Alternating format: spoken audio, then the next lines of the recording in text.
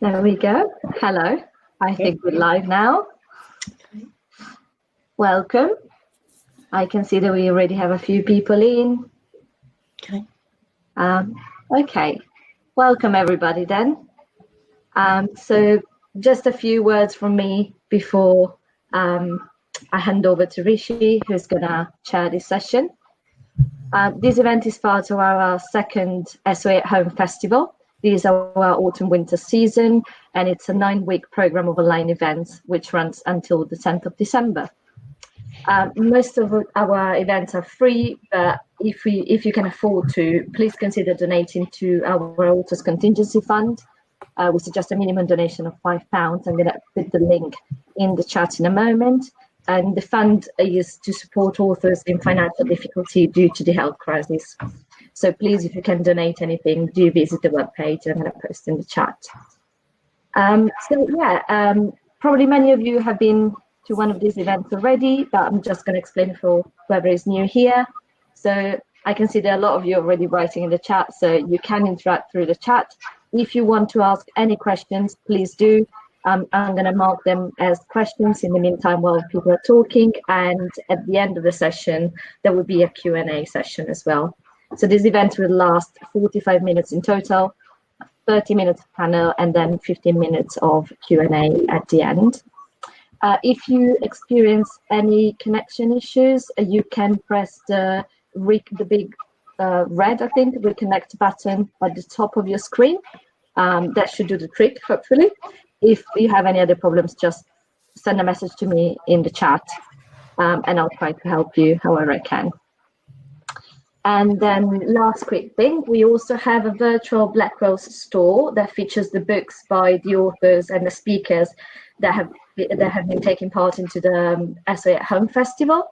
I'm going to put the link in the chat as well, and you can find all the books of the speakers there, including the books of the speakers.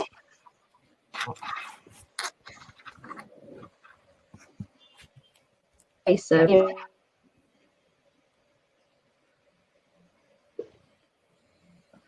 Nadia, have you frozen by any chance? Sounds like it. Yeah. It does look like it, rather, doesn't it? Yeah. So let's give her a moment to see if she unfreezes. Yeah. Maybe not. Right. Oh, okay. Yeah, sure. Well, there we go. We've been told that she has left the room, everyone. So I think we shall take that as our cue to start. Oh, I'm back. I have disappeared. Hey, you're back. Apparently, Webinar Jam just wanted me to shut up and hand over to Rishi for the panel. But yes, so last thing, Rishi's second collection, Saffron Jack, is published in the UK by Nine Archery Press, and you can find it in the Blackwell store. Nice. Brilliant. Thank you so much. Nadia's screen is frozen again, just in the gesture of throwing over to me. So I shall take that as my cue. Good afternoon, everyone. Thank you and welcome along to this session on poets and social media and all that good stuff. I know it's been framed as quite a sort of practical session, but hopefully, as well as that, we shall give you a slightly wider and more discursive set of viewpoints on how one might use social media, whether even one should use social media, what you might gain from it, what other benefits or disadvantages that there might be to it as well. As Nadia mentioned, we'll be chatting for about 30 minutes or so, and before we throw it open to questions. So do please feel free to leave your questions in the chat box, and we shall get to them as and when.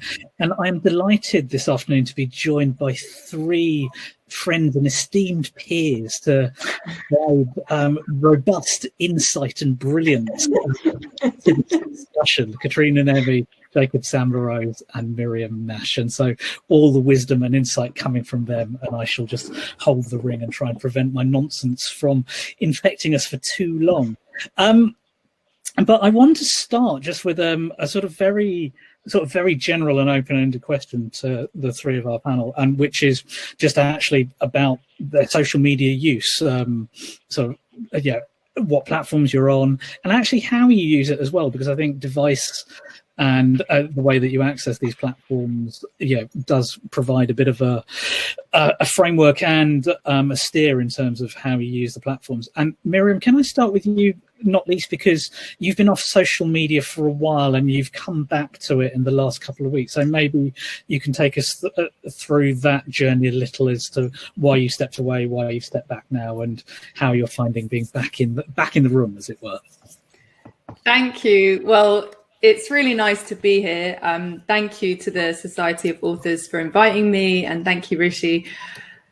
I was amused when the Society of Authors asked me to be on a panel about social media for poets, because at that moment I had not been on social media at all for a full calendar year. But I was very happy to come and talk about that. It so happened that I was also about to go back on to Twitter, which I have done in the last bit more than a month it's been. And that's because I had a book coming out with Hercules Editions, a pamphlet that I've made with my mum. My mum's the artist, and I've written a poem. And I'm very proud of that piece of work. And I thought, I do want to be able to tell people about it and about the events. And so I was thinking about going back onto Twitter. And then when the Society of Authors asked me to do this event, I thought, great, that's fantastic. That means that I can observe myself in an experiment about going back on Twitter as a poet, and I'll have to be really mindful about it because I'll know I'm going to be talking about it for the Society of Authors. So what's it been like? I'd say it's been really interesting, and the reason that I left social media, it wasn't like a big dramatic break with it or anything, because like I'm not famous, so it was really just that I found social media to be too overwhelming, and I've had long breaks from it before, and that's when I'm not finding my health is not in a place where I can engage with it in a way that is useful to my health, life or work. So at that point, I needed to step away.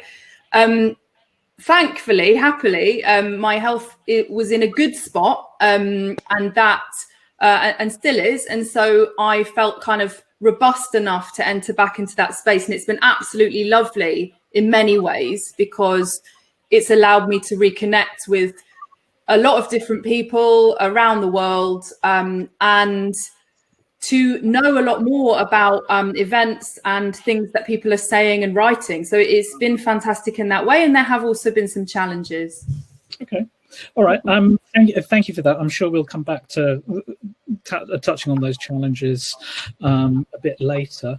Katrina, same question to you. How are you using social media at the moment, and what platforms are you on? How are you accessing them? Yeah, I'm mainly active on Twitter, and which I like. I'm also on Facebook, and I've put myself, I've sort of like set up the little thing on Instagram, but I haven't pressed go because I think I can't quite face it. I think there's like just all that sort of, I don't know, Instagram looks far too much for me. It just looks sort of far too, everyone having to be beautiful and sort of perfect, and that just looks bloody tedious. But I might be wrong. Yeah, Twitter I really like. But I suppose I like it, that sort of interaction with other poets. I think writing is essentially quite a lonely business. Mm-hmm. And then we come and be people like this, and we suddenly have to have some alter ego kicking in to sort of be, to perform and to sort of talk about, sort of our writing or what we think or whatever. But just that sort of interaction with other poets, and with other things I'm interested in. So yeah, I really like Twitter. I also take I have a sort of complete internet break twice a year for a month at a time, which I always do in midsummer and usually around December. Yeah, just to sort of go completely offline, just to say I'm just not bothered by it at all. So yeah. All right, fabulous. Thank you. And Jacob, to you as well. How do you incorporate social media into your life? It's interesting again listening to Miriam particularly saying that the invitation to participate in this event came at a point when she wasn't engaging with social media so much. I am currently still within a really kind of quiet period in terms of my engagement with social media. So I popped up maybe about a month ago now, I think. And again, that was quite a functional popping up. It was really based around the notion of kind of saying words about the publishing company that I work with, Flip. And we had a kind of speak to the publisher, ask me anything style series of conversations. Yeah, I kind of spent a little bit of time on Twitter in that regard. Though beyond that, at the moment, I'm very much taking some time away and really kind of evaluating what it is that social media actually means for me and for my practice at the moment. Prior to this period, and to be honest, I should say actually, this period of kind of reflection on use of social media has really been throughout this year. So really kind of early into the first lockdown in the UK. That's when I just felt that I needed to take a little bit more of a step back from engaging and pushing things out so much. I still do browse a lot. I still do check in with a lot of what's happening. So there's that kind of, I've shifted into a bit of consumer mode to a certain extent. But yeah, largely I've taken myself away from a lot of it. In terms of the social media that I engage with, I think we all have Twitter in common. I think we're all reasonably present on Twitter, or at least engaging with it in some way.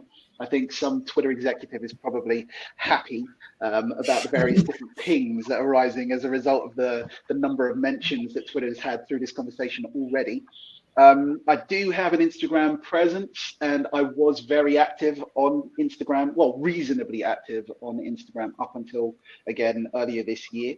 It's really interesting what Katrina said about the kind of expectations and demands of Instagram, and maybe we can talk about something like that a little bit later. I'm really interested in the way that we mold our usage of these platforms to our own needs and yeah, our own senses of expectations, rather than being pushed by what it is that we think other people expect of us when we're on those platforms. Yeah, I feel what it is that Katrina says in terms of that expectation, and I hope that many more of us can be supported in looking at Instagram and saying it doesn't have to be about selfies, it doesn't have to be about looking fabulous or glamorous or any of that kind of stuff. It can be what it is that you want. I came to social media from, and sorry, I'm probably rambling on quite a bit now, but just to say quickly, I came to social media from a slightly different sense of kind of web presence and use of the internet as a way of exploring one's own identity rather than performing one's own identity. And I find there's a really interesting difference. So for example, with web-based photography, I was an old school Flickr user. I used to be an amateur photographer for a period of time. And so I post a lot on Flickr, and that was kind of, it to a certain extent, it was a social media, but a social media platform, but it wasn't a social network in the way that Facebook or Instagram is now. And so the emphasis on usage was very, very different, right? Yeah. So you could post photos and none of them would have to have you in them. And it would just be a celebration of what it was that you saw, rather than you turning that camera back on yourself. So yeah, Twitter, Instagram. I'm not on Facebook at all. I still have a presence, but I gave Facebook up in any kind of active sense, and I don't really go there at all these days. Gave that up a good year or two ago now. I have a VSCO account, which is kind of like Instagram, but isn't Instagram. Arena, which is kind of like a social knowledge platform.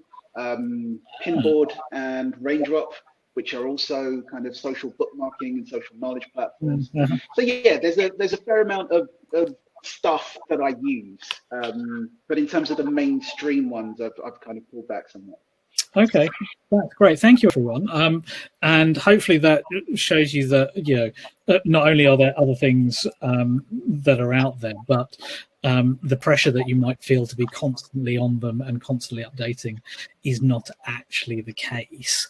So I'm going to throw a sort of a more generalized question out for any one of you to sort of pick up on, and that's has social media actually had a direct or indirect impact on your writing process, what you write about, how you write? Do you find that actually you might be tailoring what you write for those platforms, or are you finding that maybe textures of language are informing what you write that you're gaining from there? Is there any sort of reflexivity going on? Just intrigued to know whether there's a bit of a two-way process.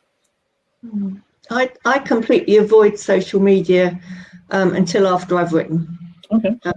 I think it sort of, you know, messes with your creative brain, not in a good way for me. So I don't use it at all for writing. I find it actually quite goes against my writing. So I need that quietness in my head. So I sit and read.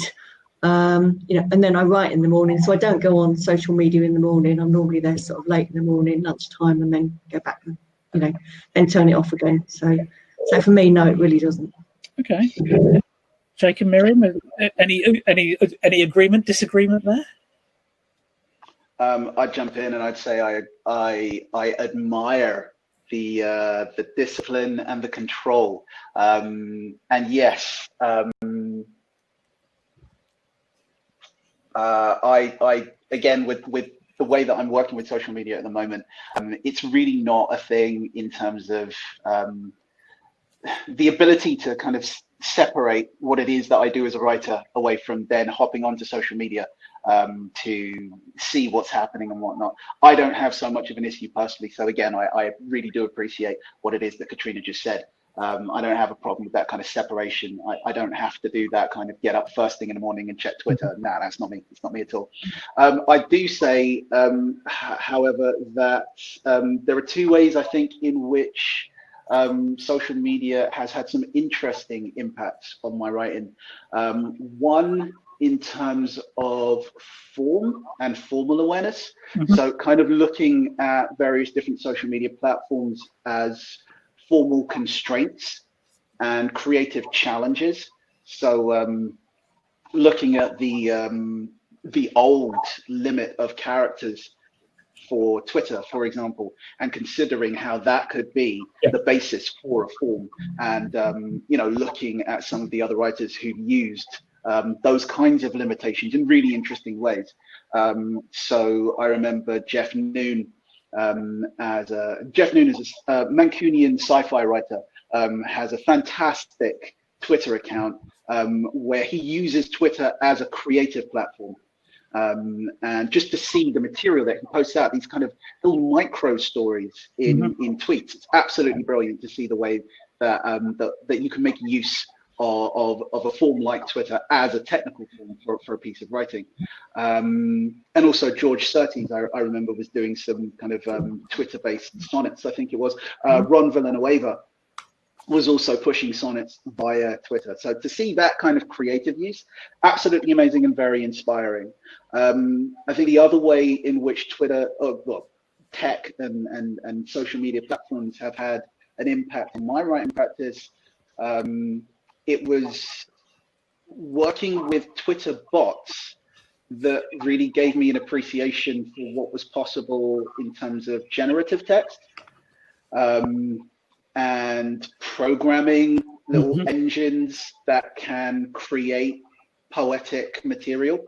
And that kind of fed back into what it is that I do as a writer as well. So yeah, I found all of that fascinating and still do. Okay, that's brilliant. I guess, Miriam, from your time away and then coming back in, have you felt words starting to shift and change in response, or is it still too early? Well, it so happens that my going back onto Twitter has coincided with quite a productive writing time, and I do think there's a bit of a connection. There are other factors as well, apart from anything, just having good health allows writing to happen. But I think partly it's because of engaging with so much work by other poets. I think that's been the biggest thing that I've gained from social media recently, and to discover new work by hearing about new books, new podcasts. For example, by finding out about the People Tree podcast that's hosted by Malika Booker, and listening to all of that and just finding it fantastic. And, you know, really enjoying some of the new Flip Tie books, Amina Jamma's book, just, you know, just reading work that I hadn't had a chance to read yet, and just feeling so excited by that. And I think for me, the best thing that social media, Twitter certainly can offer me is knowledge around things that I might be excited to discover, you know. And I've also discovered the work of the poet Carl Knights very recently, whose work I didn't know before, and gotten back in touch with the brilliant poet Rhys Williams from Manchester, and been kind of having an exchange with him around poetry. So it's those things, and that's the doorbell. Right, I'm going to mute myself for a second. Good to know that real life always intervenes, even in these moments. Thank you for that, Miriam. Right. Okay, so I guess, so moving on from that, I think I'd be interested, knowing that you all take sort of very sort of, I won't say definitive breaks, but there are very clear periods of delineation when you're using, you're not using social media. Do you have certain rules of engagement, as it were, that you could sort of suggest for people who might feel like, some of the advantages that you've all talked about, want to dip a toe in, want to explore, what might be sort of, in and amongst the pausing, you might suggest these are some ways that you can start to engage with these various worlds, and not feel too scared or too nervous about doing so. Katrina, I'm going to throw that back to you, assuming that Mira's person Pollock hasn't arrived. Yeah, I think one of the things I like doing on Twitter in particular, I suppose, is sharing sort of my enthusiasm for poetry, and that's going to be quite, and by that I don't mean my enthusiasm for my own poetry. I mean sort of posting, other poets' books that have, that are just coming out, or that might have come out years ago, and things that I really love, and saying what I love about their work. I think also sort of sharing, good initiatives that I've heard about, that other people might not have come across yet. Just anything that's going to be sort of, likely to be of interest to other poets. I'd say there's a few don'ts, and I'd say something really not to do is don't direct message people with information about your new book. That is really not what you want. Don't bang on about yourself all the time. It's meant to be, for me, I think, about a sharing thing. Yeah, every now and again you're going to want to say something about your new book, or that this, that, and the others happened. But I think also just keeping it positive, keeping it lively, but be a sharing person on it. I think for me that seems to be the way to go, and those are the people I follow who share about what they know and are generous. I think that's what I'm interested in, not people who just talk about their own work all the time. Katrina's being very because I think people follow me on Twitter will know that, my God, I bang on about my book far too much. But we shall gloss over that. We shall gloss over that. Miriam, what have you set yourself some rules of engagement since you've been coming back over and above the time ones? I decided to see what happened, and in the first 2 days, I got absolutely addicted to it. Like, it's built to be addictive. So if you find yourself addicted to it, it's not because of any fault in you. It's because you're just responding to how it's built. So that is a thing that's interesting. I don't know if any of the rest of you find that who take breaks. Yeah, like, it's so addictive. So I think the first 2 days I was just on it like all day, and then I was like, right, well, this isn't going to work. Not all day, but a lot.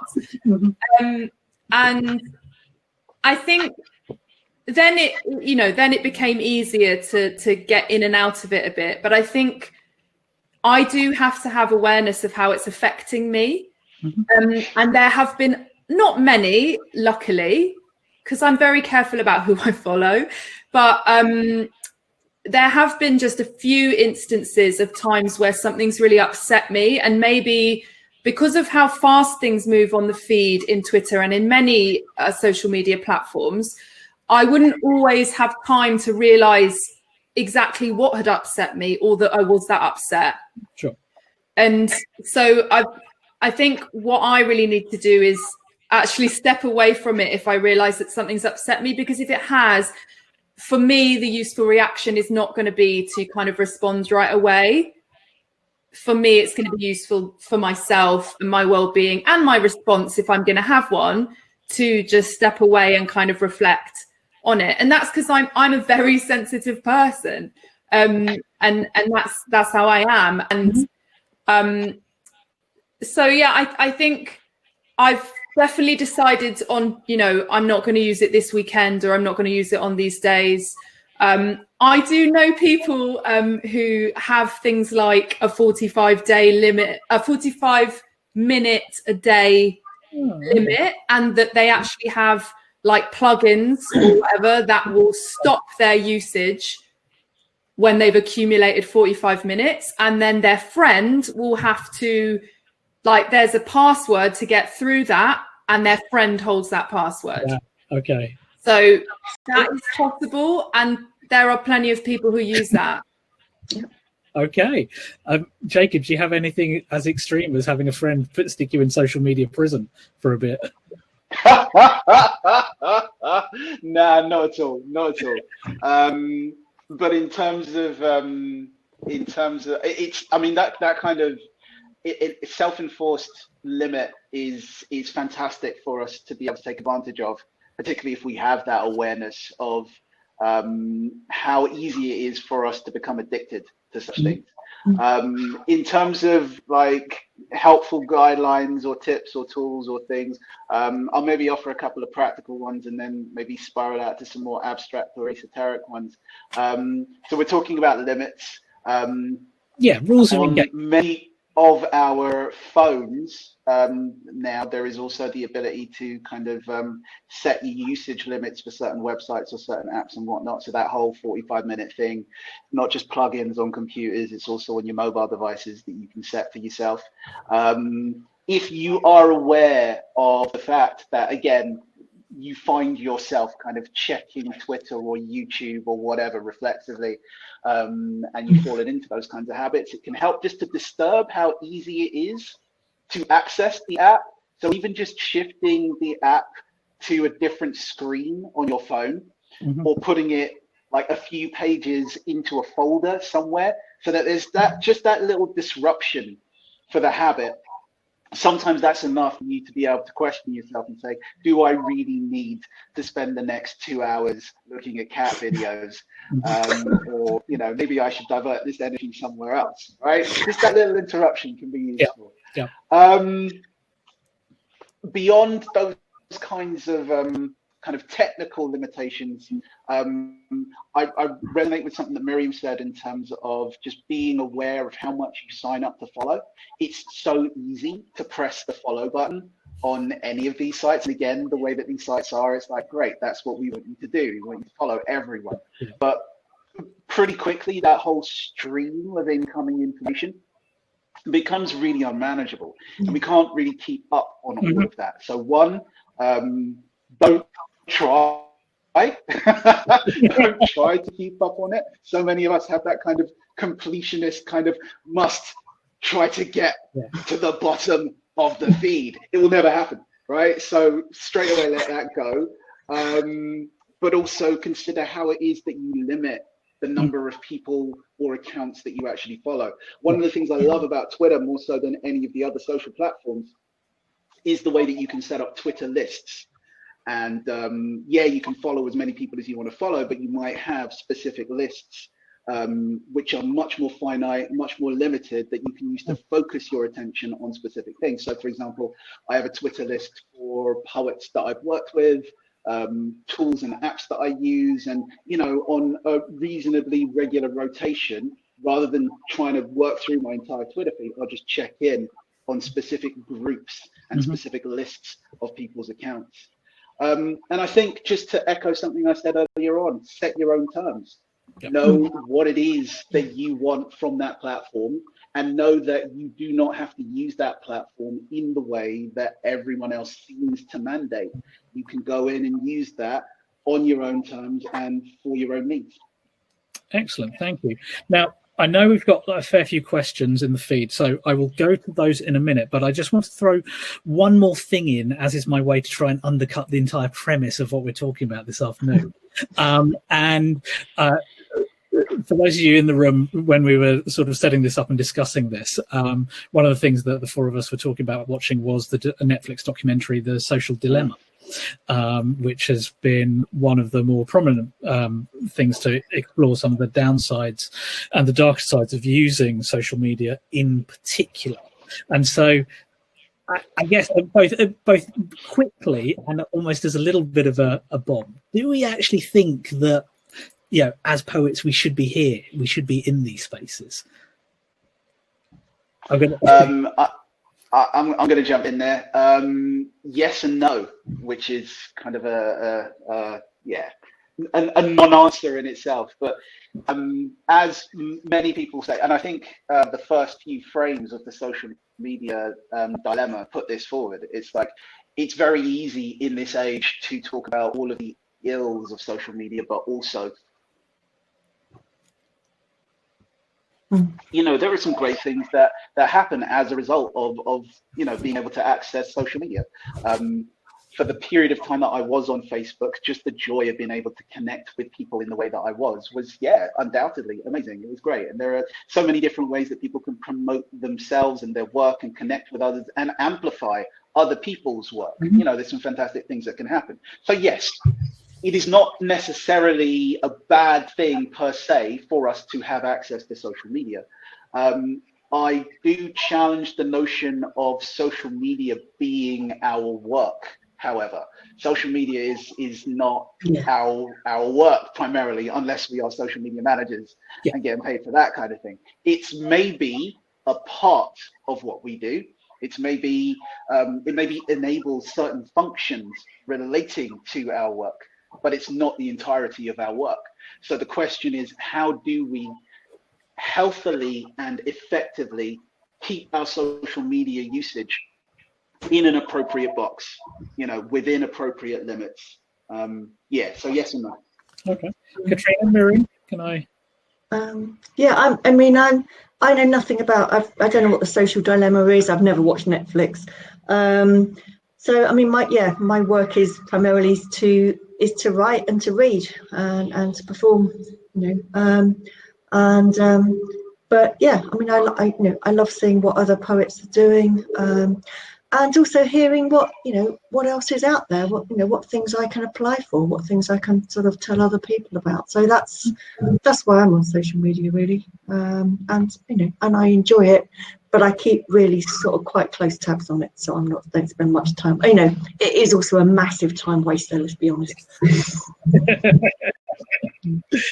And Miriam, now that since coming back, have you felt ethical qualms, ethical dilemmas about even doing so, or are you sanguine at the moment?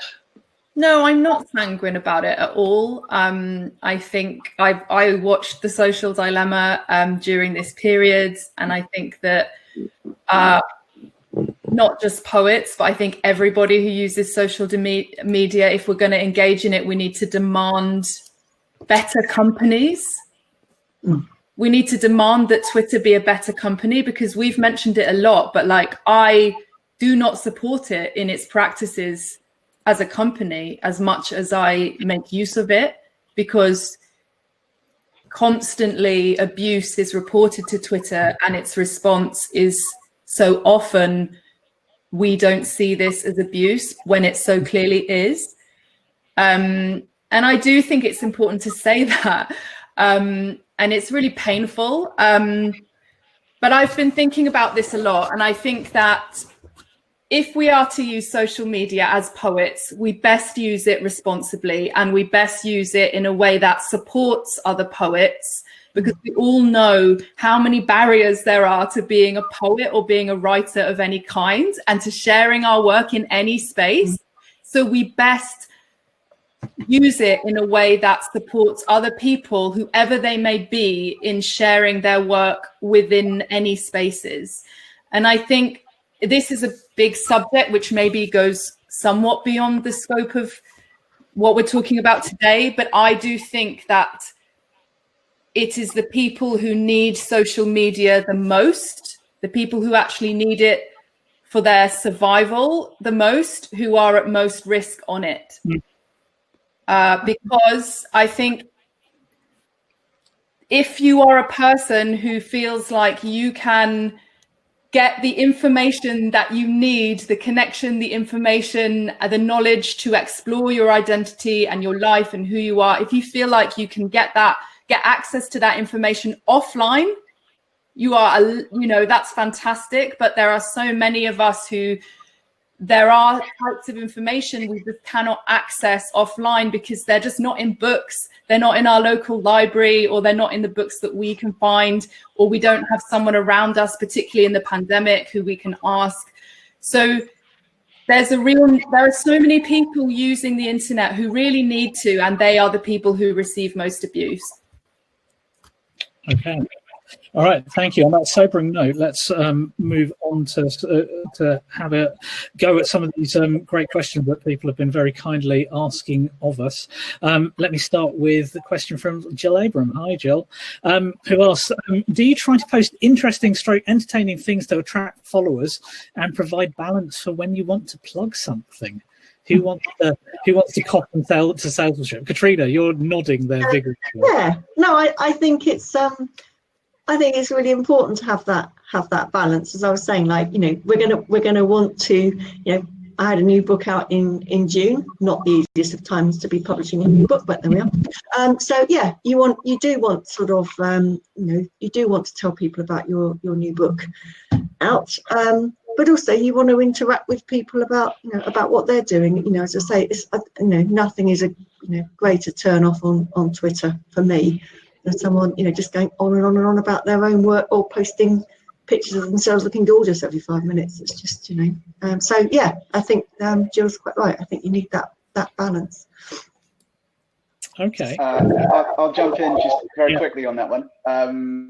So there are certain things that I do that only after the fact I came to realize are kind of meaningful, quote unquote, strategies for being present online. And I've never really thought about them as strategies, and I never consciously cultivated them in that way. So pre-Facebook, I used to run a mailing list called FYI, based on the Meta domain. And it was very much about sharing information. And it wasn't about me. It was very much just about saying, hey, look, there are all these different things happening in the world of poetry. This was like late 90s, early 2000s. So that whole notion of just sharing information and just amplifying and spreading through whatever platform it was that I had access to has always just been a part of my practice, not kind of a transactional thing of share this so that then later I can do that. Just that kind of general sense of, yeah, good practice. Let's just share what we can and pass on the information as best as possible. Okay. All right. Let's. I'd like to take two questions from Anita Garay and Marcia Philippa next, because I think they speak to each other.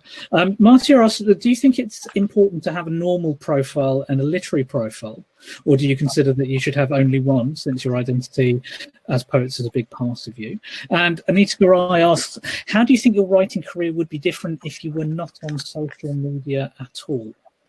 What would be missing and what would you gain? Who wants to jump in there? Maybe if I jump in on that, on Marcia's one in particular, because I think, as people who might follow me either on Twitter or Instagram or indeed Facebook know, there is no demarcation. It is me, and and so people well know that they come for poems and often end up with advertising or cats, and and over at LinkedIn people come for advertising and then they're suddenly faced with poems, which can cause some confusion to a greater or lesser degree, which I embrace. I don't really mind. But how do you sort of feel about that? Do you juggle it? Do you think there's a sort of a demarcation you need to have? Yeah, I'll jump in and I'll say I think it really does depend on who you are and what it is that you're doing. It kind of depends on what your audience is, how it is that you cultivate an awareness of your audience. So on one of the programs that I used to run, I was supporting a couple of poets, in fact, who were working in schools, and their kind of professional presence beyond the facilitation work that they were doing. They felt that they needed to have a demarcation between what it was that they would do in the classroom as a facilitator or teacher and what it is that they would present of themselves in a performance environment. And so it was appropriate. I mean, there's always this sense of, anything that's online can be found by anyone. So you have to be able to kind of carry that sensibility in your mind. But I think it was appropriate for them to kind of maintain that awareness of what it is that they might like to promote of themselves in different settings. So I think there is value in that. But me personally, and again for many other people, again, it's a question of what is the identity that you are working with online, and is it really necessary to bifurcate, to split yourself in that way? Me personally, no. It's similar to what you said, Rishi. People can, when I'm active, when I'm active on social media, someone could come to my Twitter account and find posts about poetry, but equally some kind of esoteric, geeky JavaScript coding as well. And being able to draw people into those different worlds for me is actually quite exciting. I think it's worth pointing out as well that no less a personage than Mark Zuckerberg has in the past talked about the idea that almost the necessary drive of a lot of the platforms is towards effectively presenting and having one identity across these spaces, and that's potentially quite a revolutionary, if not dangerous, thought. The idea that it starts to become harder to present a multiplicity of selves that we might have, because the architecture of the platforms is tending away from that idea of multiple personas. But that starts. The issue of that is one of control. I will say, I'll just jump in there. It's like, how can we gather all of this information about this one particular identity? And that's much easier to market and sell and push on in different ways, as opposed to facilitating different expressions of selves that people might want to engage with by having different identities on different platforms. And just briefly, Katrina or Miriam, Anita's question about the potential of your careers being different with or without social media. Does that feel true to you, or is that possibly a claim to file? Miriam, do you want to go, because you didn't get a chance last time? So. That's all right. I think, yes, I think things would be different, but that's because we live in a world in which social media exists and plays a big role in our public life. And I think, in a way, it would be a different, and actually it is a different and interesting choice to step out of that particular public realm. And as you know, that stepping out of that is something that I have done. I think I've spent more time off social media than I've spent on it in my writing life. I really think it comes back to what Jacob said about choosing why you're going to use it. And I think that is also connected to the question of why we write. Why do we write? And then why do we want to be on social media to be part of that writing in any way? And crucially, when do we want to be on it? Because as Katrina was saying, it may be really useful as part of the sharing part of our practice, but maybe not so much for many of us in the generative part of our practice or the editing part of our practice. Yeah. So that may really differ for each person.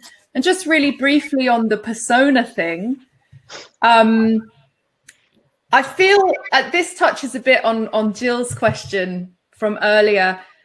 There are now so many organizations that use social media, and they have a marketing person, and they have or team even, and they have guidelines of the kind of persona that the organization will put out into the world. And I completely understand the reasons for that. But I really think as poets that, as a poet, I am against having that for myself, because I am not a company. I am not a product. My work is not in the world to portray a certain persona. My work is in the world to be like a weird and difficult thing that I want to share with people, maybe. So I feel quite strongly about that. And I think it's only recently that I felt I could engage with any kind of social media and be true to what I've just said. I'm smiling broadly at that, but not least because there's many a mortgage payment that I've made by crafting said persona in that way. But also, I have memory of giving a session somewhere where I did actually very forcefully say that people are not brands, and anyone who says you should invest in your personal brand, you need to run away from a mile of. And I speak as someone who builds brands for most of my paychecks. I park that there to move on to two more practical questions, which I think are worth taking together. One from Rita Brad and one from Sue Toy. Rita asks, do any of the poets use YouTube? And Sue asks, have any of the poets thought about using TikTok for poetry in any shape or form, or is that a complete no-no? No. No for both, I assume, Katrina. I've got poems on YouTube, but it's not some, I'll put a link up to something if I've got something on, poems up on YouTube, but TikTok, no. Okay, nice and direct. Miriam? I am interested in poets making our work more widely accessible across forms and across experiences. So I am interested in how poets work with British Sign Language. I am interested, who are writing in English in a British context. I am interested in how we make our events fully accessible, and how we include disabled poets in wider discourses from which they have so often been shut out. for many, many reasons, but spatial being a big one, but also how we use technology now.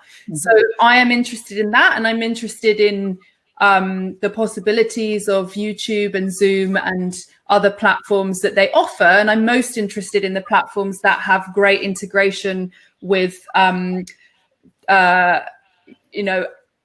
accessibility plugins that enable different types of accessibility. I haven't created any work that I think exists for YouTube, but I could imagine myself doing so. Okay, that's great. And Jacob, as possibly the one of the four of us is closer to the cutting edge. Is TikTok? Not at all. Not at all. I think I have a healthy respect for the notion that sometimes there are spaces that you can acknowledge you're just not present on. So I admire what it is that I've seen of some of my colleagues and peers and people that I know who've managed to engage with TikTok, but me personally, I'm not present. Again, I echo something that Miriam just said, which is kind of appreciating the plethora of different platforms and ways of reaching people. So no personal issue with TikTok. I just know that it's nothing that's really kind of caught my interest. Similarly, YouTube, as a consumer, yes, some fantastic poetry channels there, but also just some fantastic channels more broadly. Another shout out to Internet Cats.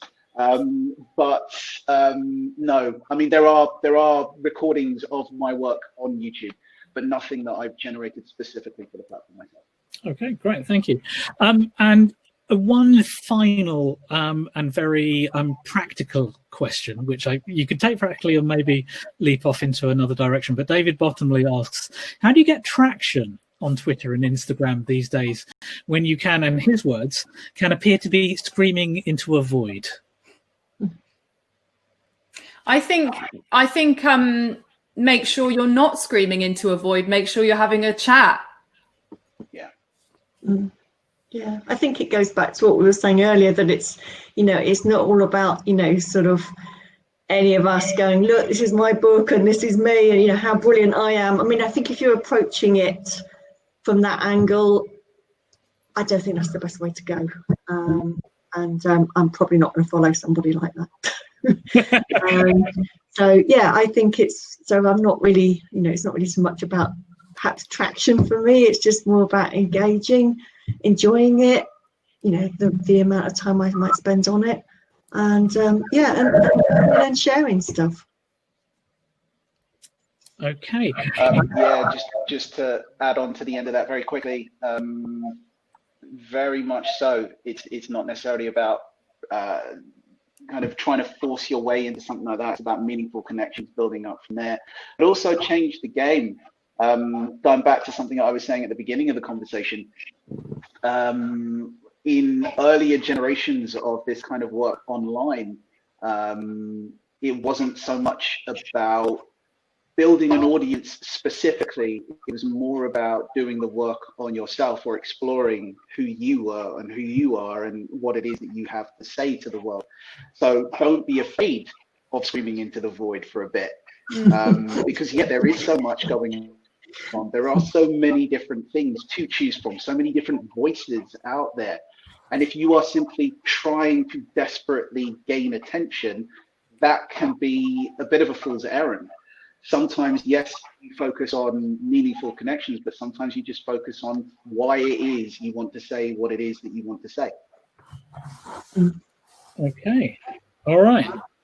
I have one eye on the clock, so forgive me if I start to bring things to a close at this point. But thank you all for your questions. And I've been scribbling notes as we've been going through the last 50 minutes or so. And I think within what you've heard from Jacob and Miriam and Katrina, there's been a lot of stuff that is actually really, really, potentially useful as if you want to start to give yourself guidelines as to how to use the platforms, how to engage the platform with the platforms. The idea of setting limits and time barriers, the idea of taking breaks, the idea of self-promotionally driven.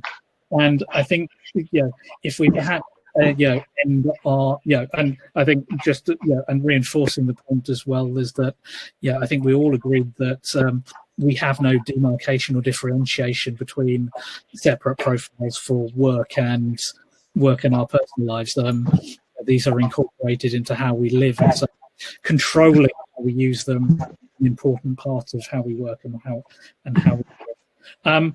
But I think I think mostly if I leave you with Miriam's phrase of mindful use, I think that if anything, probably the best summing up I can give you for how to use these platforms to the way that suits you the best while you keep in control of it and don't let it devour you, as it were.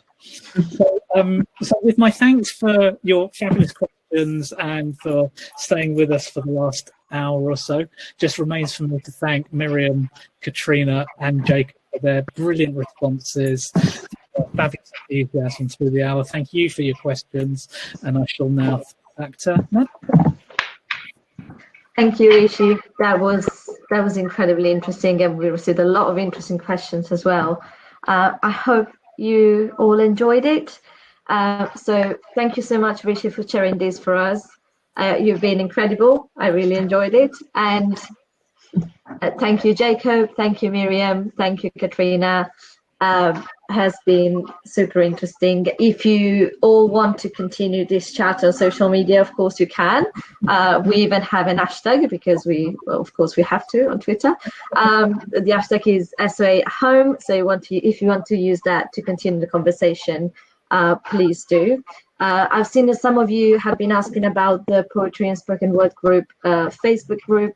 I just want to let you know that we're also looking at alternative platforms to host the group actually. Katrina is in there. She's also on our committee. So if you want to ask her any questions there, I'm sure she'll be happy to respond and also to bring them to the committee. We're meeting at the end of the month. So any suggestions are useful. I also wanted to let you know that all the recordings of the event are available on our Vimeo channel. I'm going to post the link in the chat. And this recording will also be captioned. Okay. And then, of course, just one last note, the next event will be on Thursday at 6:30 p.m. It's another industry insider event. It's called Imaging 2021, the future for writers and creators. And it's with Philip Jones from Bookseller, Charmaine Lovegrove from Dialogue Books, the literary agent Isabel Dixon, and the broadcaster Alan Dean, and it's shared by the children's author Candy Cole. So yeah, if you want to join, I'll give you the link now in the chat to register to the event, and I hope to see you all there. Do keep an eye on the website because it's kept updating with all the next events. And yeah, Rishi, I think you have the power to end this meeting. Don't give me power. That's always dangerous.